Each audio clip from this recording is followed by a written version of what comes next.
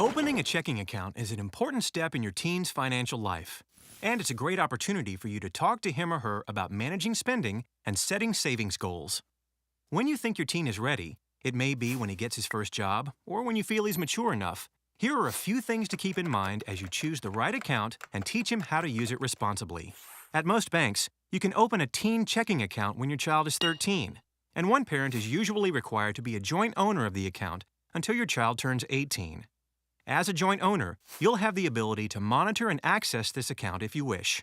Most banks offer online and mobile account access, so your teen can check his account status at any time.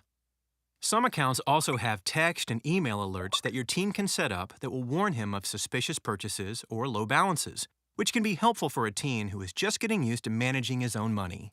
As you do your research, take into account both the features and fees associated with each account to choose the right one for you and your child. Once you and your teen sign up for an account, she will receive a checkbook and debit card in her name. Make sure she keeps these in a safe place and doesn't lend them to anyone, including her friends. Encourage your child to keep track of her account and check her balance regularly. The convenience of modern banking has its downsides, especially for a teen who is learning how to manage her own money for the first time. If she doesn't keep track of her account, she might not realize the rate at which she's spending, which means she could run the risk of bounced checks, overdraft penalties, declined transactions, or minimum balance fees. There are several ways your teen can keep track of her account. First, suggest that she keep a transaction register. Some checkbooks come with these booklets, which your teen can use to record her deposits and withdrawals and keep a record of her balance. If your teen has a smartphone, she might find it easier to keep a transaction register using a checking app. It can be difficult to keep records on the go, so encourage her to save receipts from her transactions, like store purchases and ATM withdrawals, and have her record them in her transaction register later when she's home. Next, encourage her to log into her account every few days to view her balance and recent transaction history, and to check this against her transaction register. Does her online account balance reflect her own records? If it doesn't, it may be because certain transactions haven't posted yet. And each month when her statement arrives, she should sit down and review the charges and deposits. This is a great opportunity for her to recognize how much she's spending on what. It can also help when she's making a budget and deciding how much to set aside for a long-term savings goal. Finally, suggest that she sets recurring reminders on her calendar or phone to sit down and look everything over. Reviewing her transactions thoroughly can also help her notice any suspicious purchases. Unfortunately, account fraud is a rising concern, especially for teens. She should go through her statement item by item to verify each purchase is hers.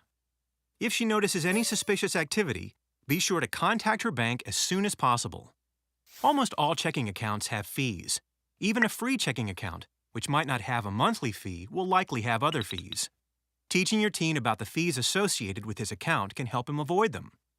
The three most common fees are monthly account fees, overdraft fees, and fees for using out-of-network ATMs.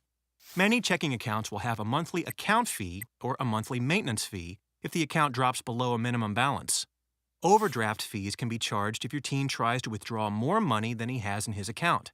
It can happen as a result of a check, a debit card purchase, or an ATM withdrawal. If your teen writes a check for more than he has in his account, there's generally a fee. But a few different things can happen if your teen overdraws with a debit or ATM card. By default, your teen's debit transactions won't be covered by any overdraft services, so any overdraft he makes with his debit card is typically declined, and he simply won't be able to make the transaction. But some parents opt in to an overdraft service, so if your teen is in an emergency, he'll be able to use his card to pay for whatever he needs and he won't be declined. However, these services usually come with fees. There are two common overdraft services: overdraft coverage, where the bank might authorize an overdraft, but charge a fee if enough money isn't deposited back into the account in the same business day.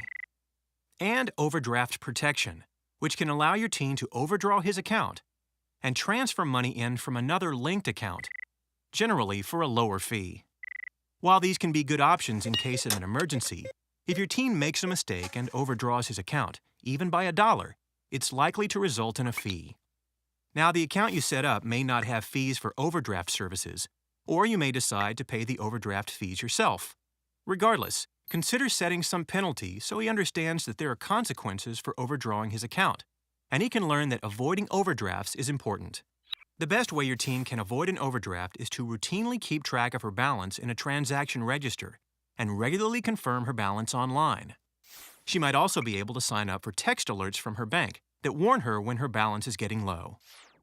As she checks her account balance online, she should be very aware that what she sees as available in her balance might not be how much she really has to spend.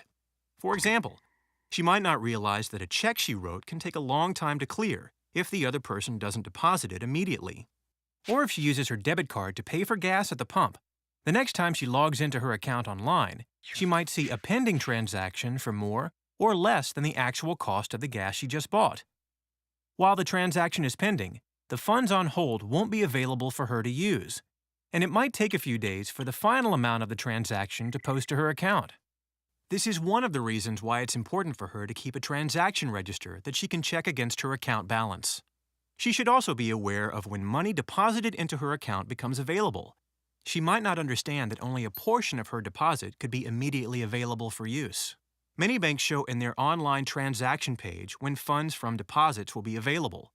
Have her consider signing up for direct deposit if she has a job and her employer offers it. Direct deposits are usually available immediately, which could mean her paycheck posts to her account quicker. ATM fees are another frequent charge that your teen might not be aware of. Most banks allow customers to withdraw money from their own ATMs without a fee. But if he uses ATMs at other banks or privately owned ATMs, like the ones you find in stores and gas stations, he will likely be charged a fee. And his own bank might charge an additional fee for an out-of-network transaction. Your teen can avoid these fees by only withdrawing money from his own bank's ATM.